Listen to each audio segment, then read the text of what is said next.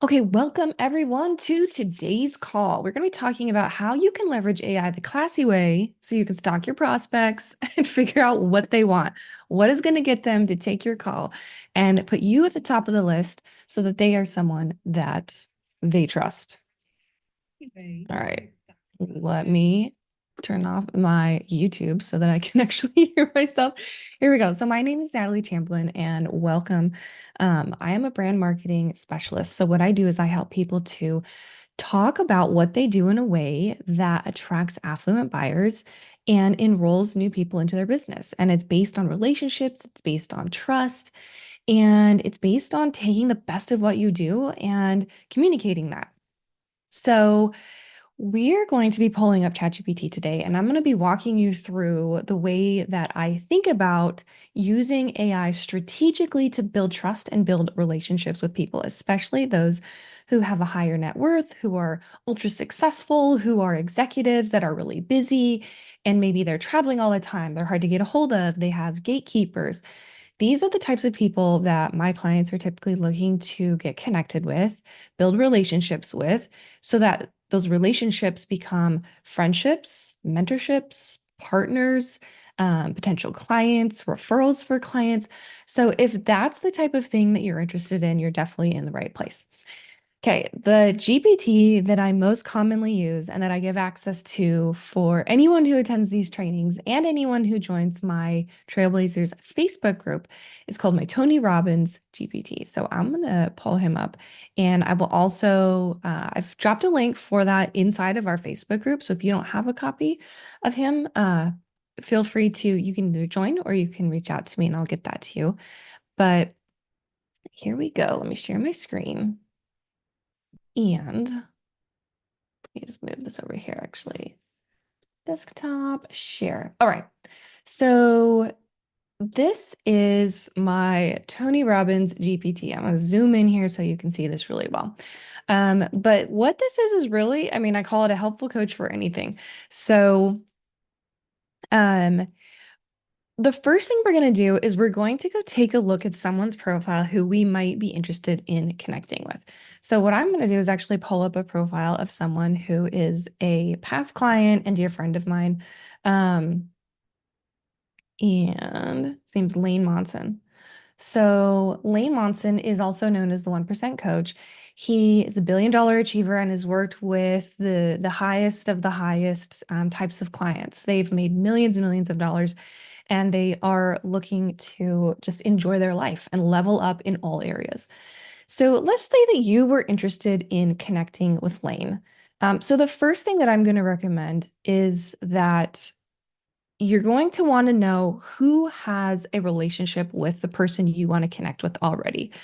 When you can get a introduction to the person that you're looking to be connected with, that is hands down the best way to build trust right off the get-go.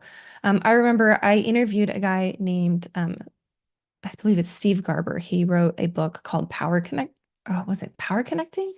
Building a power network. I'll have to remember. Um, but I had asked him, okay, if I wanted to meet Tom Hanks, what's the best way for that to happen? And I remember he said, there's only one way. You're going to have to get introduced. So I want you to think about that when it comes to these high level relationships that we're working to build, not just so that we can like open our phone and have, a millionaire, like our top 5 people who have just texted us last. Who are these people, right? In fact, that's kind of a fun exercise. If you were to go pull up who your last 5 are, my last 5 are, I'll tell you, a client, my daughter and husband, a self-defense class, business, my health coach, and one of the assistants in my client's business. So that's my last 5. Take a minute and pull out and see who is your last 5. And who would you like those last 5 to be? Maybe actually write those down and consider, am I on track with the relationships I'm currently building to build the business and life that I want to? Okay, so now, first of all, we need to identify someone that we want to be connecting with. Today, we're going to use Lane as an example. Um,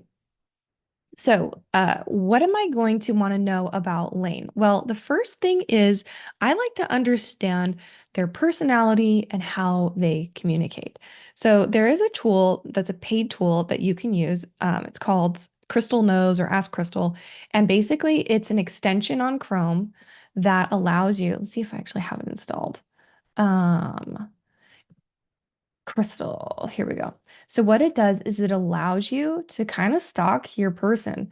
So you install this, you need to log in, and then once you click on it, what will happen is it'll pop up here on the right-hand side. I don't know why it's not doing it right now. Um, Crystal, here we go. Crystal knows. And what it does is it's going to tell you about someone's disc profile. All right. So here's what it says about mine. Now, it's helpful for you to understand your own, but it's also helpful to understand the other person's. Now, let's say that you just want to use AI to do this. So here's what I'm going to say to do. We're going to come over to our Tony Robbins and we're going to say, um, hey, I want you to help me understand someone I am looking to connect with. I am going to provide you his LinkedIn information. From this, will you please analyze, and tell me what is his um, disc profile, assess his preferred communication style in DMs and through email. And let's see. Then tell me what personality traits he has that would drive his buying behavior. Okay, great. So we're gonna give that prompt to our Tony Robbins GPT. And then what I'm gonna do is I'm gonna come over here and I'm just gonna copy Lane's information and I'm gonna pop it in Lane Monson. And then I'm like, Lane, if you're watching, I'm stalking you today. Okay. Then you want to take their about section and you're gonna put it in here. And then I would probably also go to their posts and take a look at maybe some posts that might be good at explaining who they are. So this first one, I mean, Lane is definitely a man of God, so this could be helpful. I'm gonna keep looking though. Ball is here. Ball is here. Happy Sunday. Okay, so what I'm noticing is that there's a lot of posts that are very reflective and contemplative, um, and very almost poetic. Um, so here's what we'll do. We're going to take the last three posts and we're going to say, down here. Here are the last three posts from Lane. And then we'll do post 2 and post number 3. Now, this is helpful for quite a few reasons, where I'm personally in the space of helping people to communicate about themselves and to market. Let's see, here we go.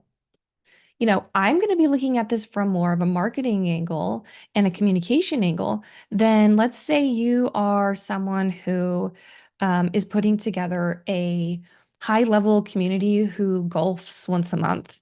Like, you're going to be looking at Lane's profile from a completely different perspective.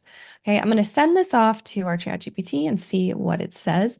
Now, I've purposely not given our ChatGPT any context or information about myself or my services.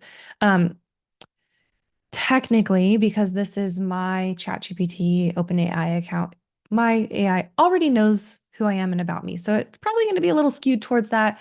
But when you use yours, it's going to know you a bit better because of the way that ChatGPT has memory about you, which is kind of another subject. So if you have questions about that, you can drop them in the chat and let me know. Um, Okay, so the disc profile analysis, um, Lane, okay, here we go. So dominance. He signals a high level of dominance. Influence. He has a moderate to high level of influence. He has moderate to high steadiness, and his conscientiousness might be more moderate. Okay, so here's his summary. He's got high dominance, high influence, moderate S, and moderate C. That sounds about right to me based on what I know about him. Okay, so here's how it's recommending that we communicate with Lane. Lane's high dominance means he wants clear, concise, result-oriented communication. Okay, if you're reaching out, avoid excess fluff. Get to the point, but do it with purpose. Okay, that's helpful if you are going to be, let's say you have an event that you're running in your local area and you want to reach out to community influencers, people who have great strong networks who you would love to have come to this event. Maybe you're even inviting Lane to come speak at an event. This is going to be helpful for you to know how to reach out and say, "Hey, I would love to invite you to be a speaker." And in fact, we can actually ask our ChatGPT to create something like that for us. Okay, so Lane's a coach and he values uplifting motivational tones. So use positive, high energy language. Show you have a passion for what you're discussing. I know that would for sure be a helpful thing with Lane. Um, okay, so what about how he buys? Lane is results oriented, so he values results. Um, be clear of the results that you're offering. Now, this is true, generally speaking, in all cases. So, people who are at a higher success level, a higher income level, tend to be clear about when they hire someone, it's to create a specific result. It's either to make their trouble go away, it's to help them experience more ease and enjoyment in life. Like there are different life currencies that people are willing to purchase.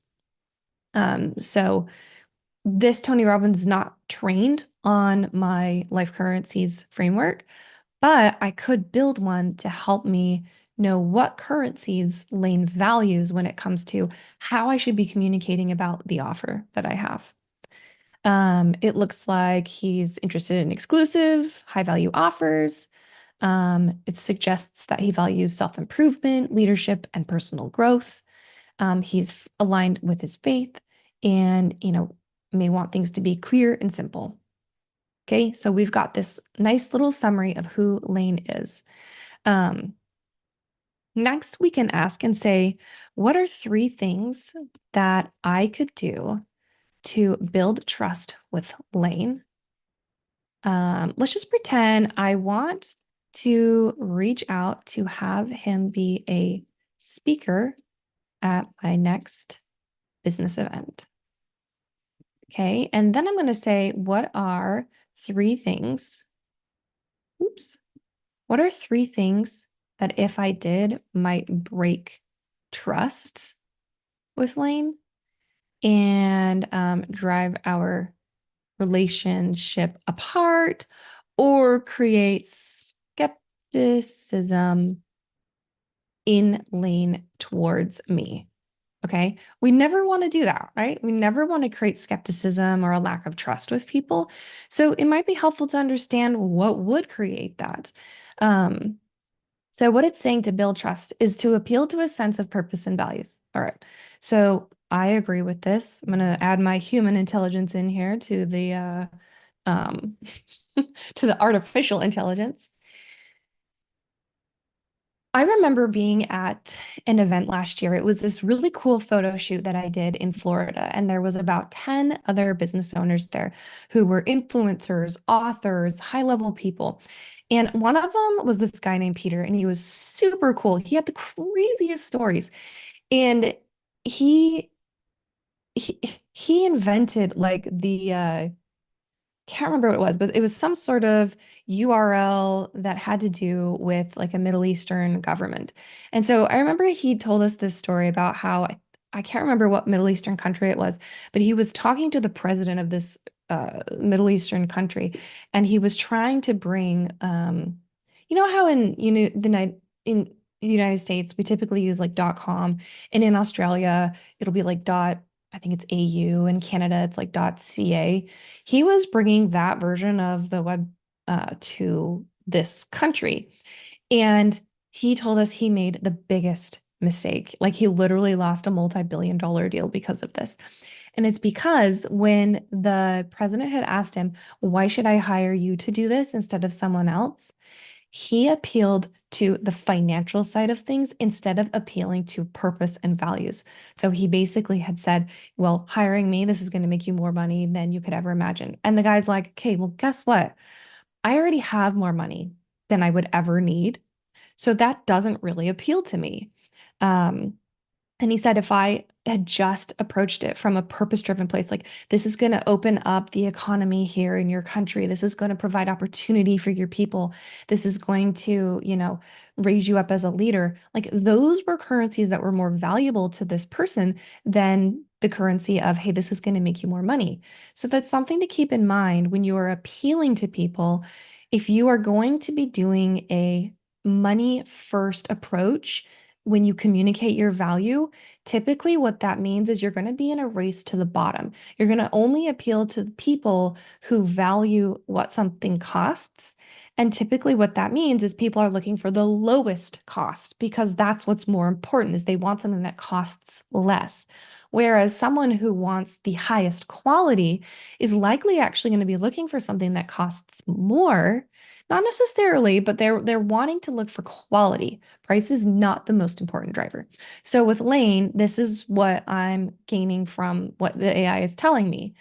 Um, okay, so like I love this. Why does this build trust with Lane? Because when you speak to his deeper purpose with faith-based values, you're connecting on a personal level, which resonates with him much more than just a business pitch. Okay. When you get into the world of marketing and connecting with people who have a lot of visibility, who have a lot of employees, who have a lot of cash moving around them, trust is really, really critical. All right. Show the elite nature of your event and his role. Okay, so talk about how this might be an exclusive opportunity. Emphasize that his strategic insight and unique background are exactly what your audience needs to hear. Why does this build trust? Because you're helping him be a part of a top tier group of leaders. When you frame your event as something elite and impactful, it aligns with his self-perception and communicates you understand the level at which he operates. Okay, so this is really an interesting one to break down here. When we're building trust with people, we want to understand how people self-identify. So this is a really great question to ponder. What is the self-perception that my client has of themselves? And this is a great thing that you could ask this ChatGPT too. Okay. We want to communicate with people so that they know that we respect them, so that they know we see what level that they're at and that we're playing at that level too. Okay. And if we're not playing at that level, we need to be clear about why we're engaging with someone. And if we're at a higher level and we're inviting someone to come up into a space, we also need to be clear about why that is too and why we want them in that space. Because again, if people see themselves as, oh, I am not good enough to come into this space. Why are they inviting me into it? Then there's some cognitive distance there. If we are doing the opposite and we're inviting someone into a space that maybe they think is like a lower level, they're like, why are they doing this? This is not the level that I play at. Okay, so it's important to understand self-perception and then communicate at that level with the person. Okay. The next thing to build trust is to provide social proof and testimonial relevance. Okay, so what this means is basically what I was saying at the beginning of this call. If I'm going to be introduced to Tom Hanks, he wants to know that I'm vetted. Like he wants some social proof. So his social proof is going to be, hey, Tom Hanks, I'm your gatekeeper. I know this girl, she's legit, and here are the reasons why I want to bring her in so you can have dinner with her. Like, put, and insert someone else besides Tom Hanks, whoever it is you're looking to connect with. Um, being able to show people that you are respected, that you are intentional, that you're here for a purpose, like this builds trust.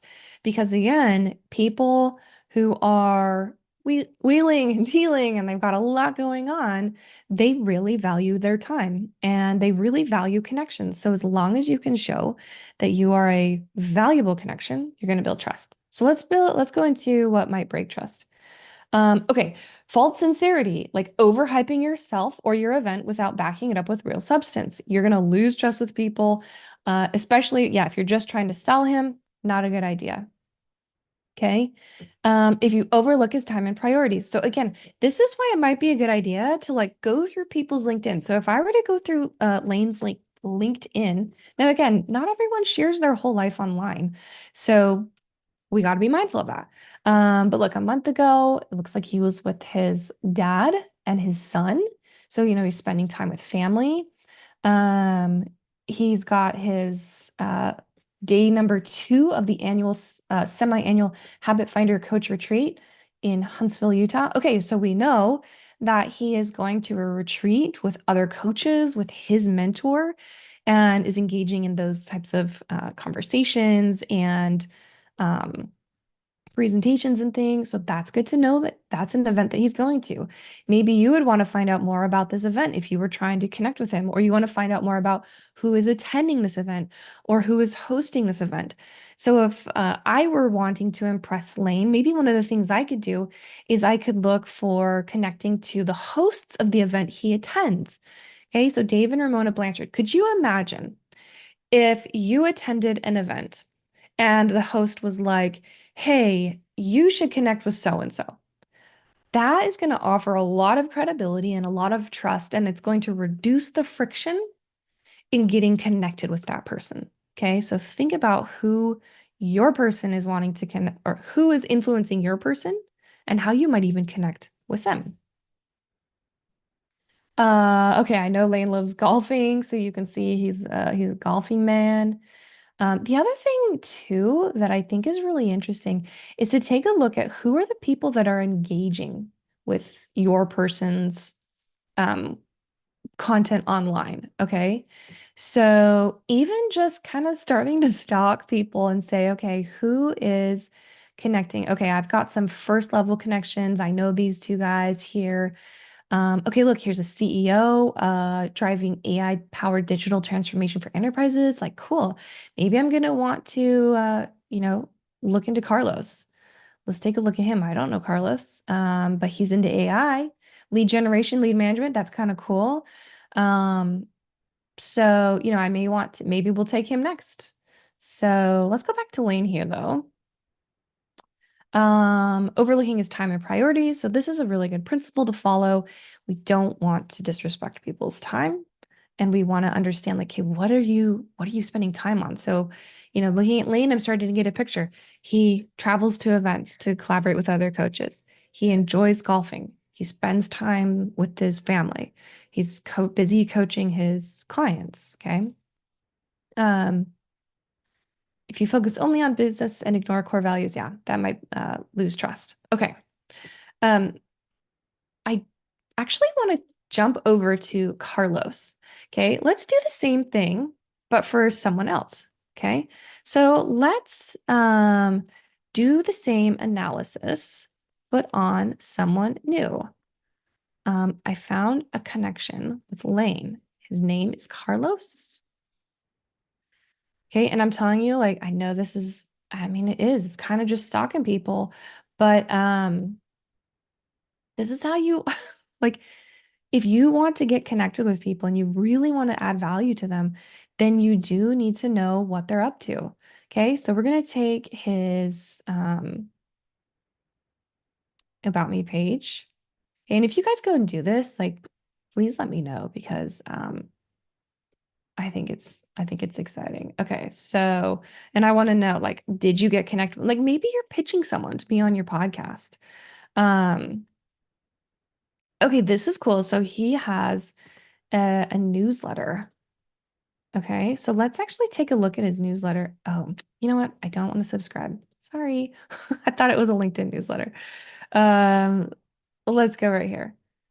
Okay, so we're going to look at, oops. Okay, so we've put in his name and info. Here are his last three posts. Okay, so we got post one.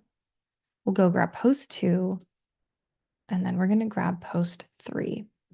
Okay, now I don't know this guy. So it'll be fun for you to see me stalk someone I don't know and see how that goes.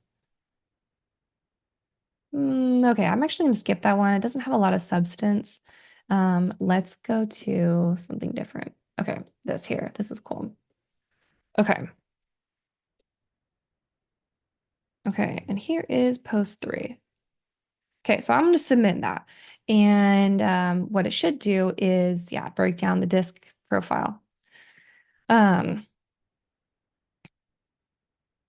high dominance. Okay, so he has high influence, moderate on steady, and moderate to high conscientiousness. Okay, so a little bit different than Lane. Now, one thing that I've noticed is both Lane and him have high dominance and high influence. That typically is what a visionary or CEO type person is going to profile as. And they have a unique way of wanting to be communicated with. Someone who is higher in like steadiness, they are going to want to be communicated with differently. And again, you can just ask ChatGPT for insights on what that might look like. So let's go down here. Let's see, preferred communication style. Okay, concise and efficient. Okay, excitement and curiosity. Um, Okay, here's what he's interested in: highlighting new trends, technology breakthroughs, how, oh, it's still thinking that maybe we would want to host an event, so that's fine. How could your event push boundaries in AI or digital transformation that could capture his interest? Okay, so if I were to be inviting him to attend an event, this is what I would be thinking about. How can I capture his interest? If I was inviting him to speak at an event, I would be looking at what value can he provide my audience? And then what's the follow-up after that? Like, how is that valuable to him? Who is his target audience?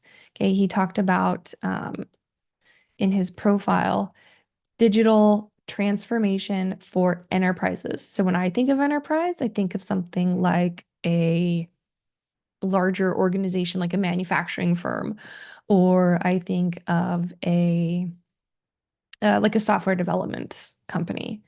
Um, okay, so even if we just read, like as a human, we sit here and we read out his about page. His mission is to empower companies by implementing advanced tech that can drive operational efficiency, scalability, and customer engagement.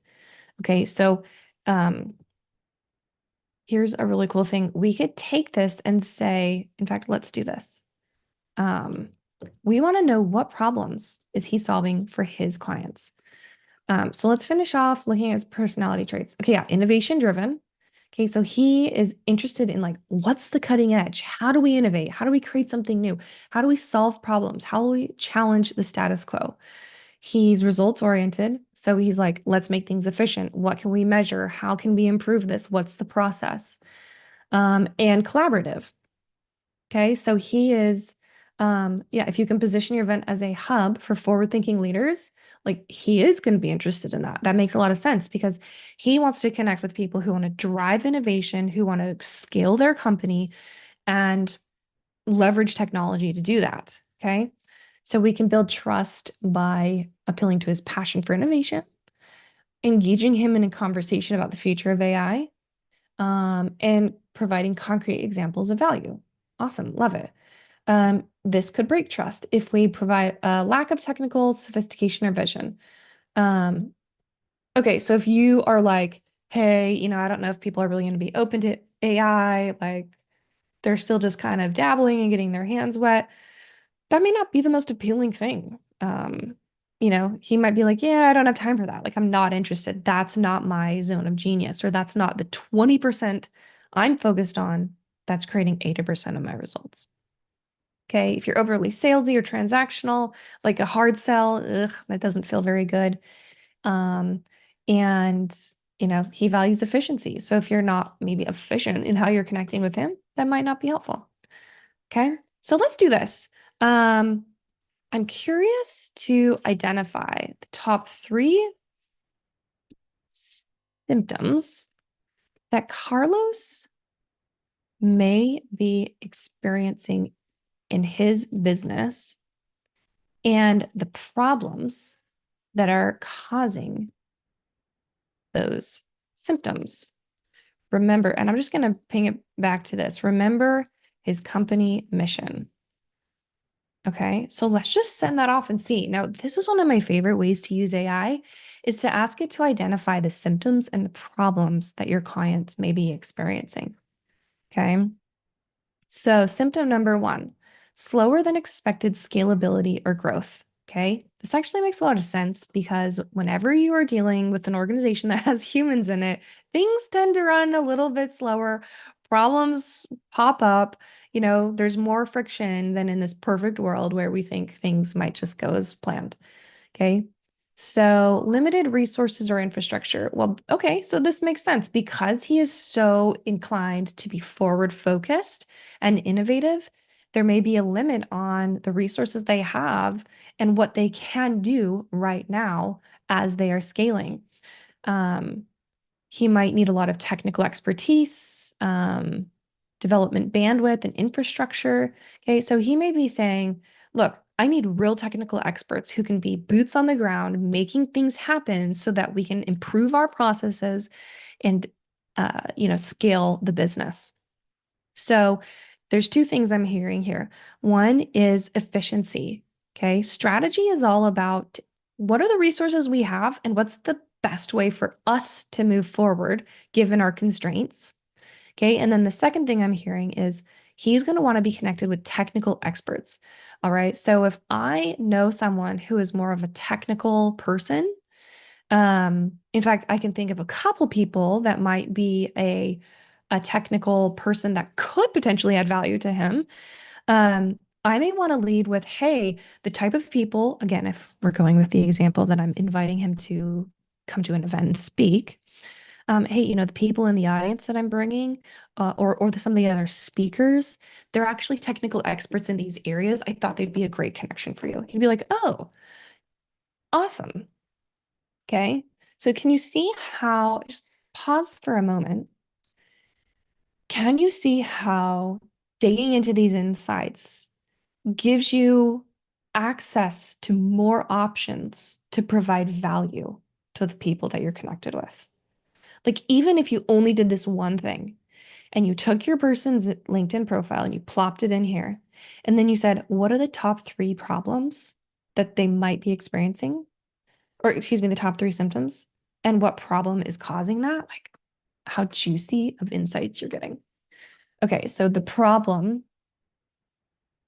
okay, no, sorry. Slower than expected scalability. Problem is limited resources, or the problem is client adaptability and integrated changes. Oh my gosh, I've dealt with this before. If you've ever tried to help, or if you've ever helped an organization to change, like change management, that is a challenge. Okay. So that could be part of the problem, right? In fact, now this makes me think of another friend of mine who is also an expert in change management at some of the very highest levels in, uh, top Fortune 100 companies. Okay. So putting those people in the room, you're like, of course you want to be connected with them. Like they're going to help you with some of the problems you have. Okay. So here's another symptom.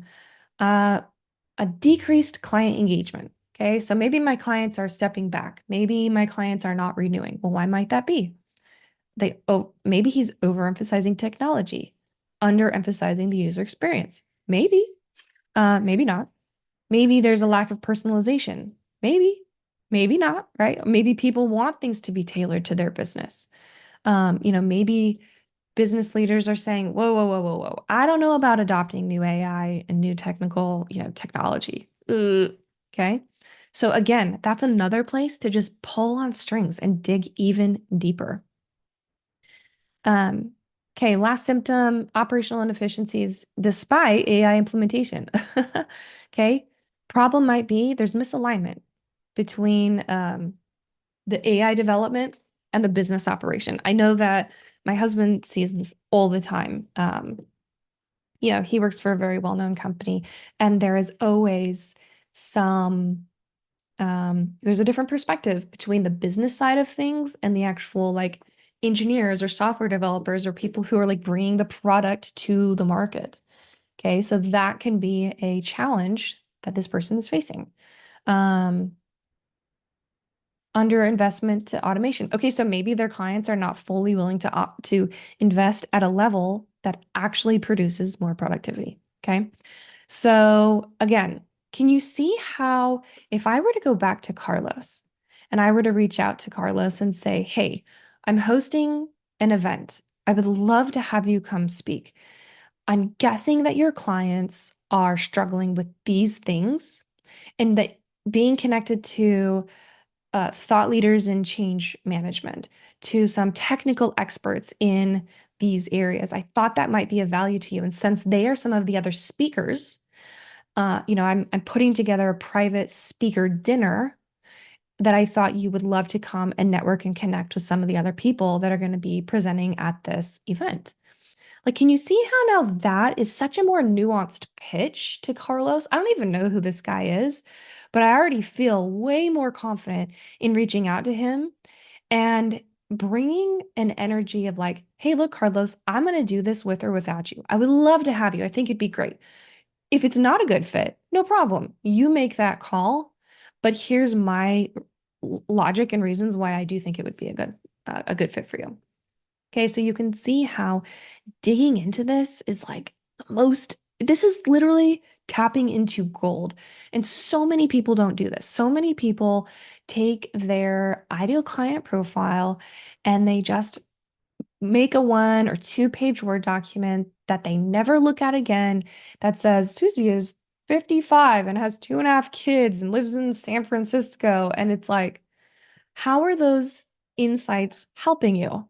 Okay, what is the actionable thing that you can go do because of the insights that you have? Okay, and this is why I encourage people to bring AI tools into the game because AI can analyze, AI can give you suggestions, AI understands like the disc profile. I don't know the disc profile well enough to look at it and be like, oh, that person's a high I or a high C or whatever. Okay, so using this artificial intelligence tool supplemented with your human intelligence can really super boost your ability to build trust with people and connect on a deeper and more meaningful level. So I hope this was a super helpful training for you. If you know someone that would get value out of this, I highly recommend that you share it and invite them to join our Trailblazers group. This is the kind of content that we dive into every single week so that you can get to your goals faster and open doors to the types of mentors, clients, and peers that are really going to help you level up your life. So, thank you so much for being here with